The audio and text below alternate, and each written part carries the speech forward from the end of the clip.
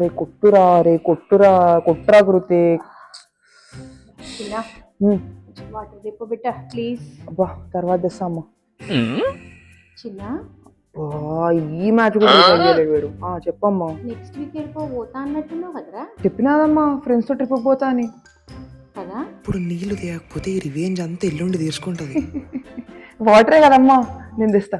Okay serial ఏం చూస్తావమ్మా? ఒడిలో మస్తు సినిమాలు వచ్చినాయి, సినిమా పెట్టు. పెట్టింది చూడు, లేకపోతే ఇట్లుండాలి. ఇంత ముందెందుకు చేస్తావమ్మా? ఇప్పుడు సినిమా పెడితే ఏమైతుంది? నువ్వు బాగా మాట్లాడుతున్నావేమ్రా. మొన్న ఏం చేసినావు డాడీకి చెప్పాను.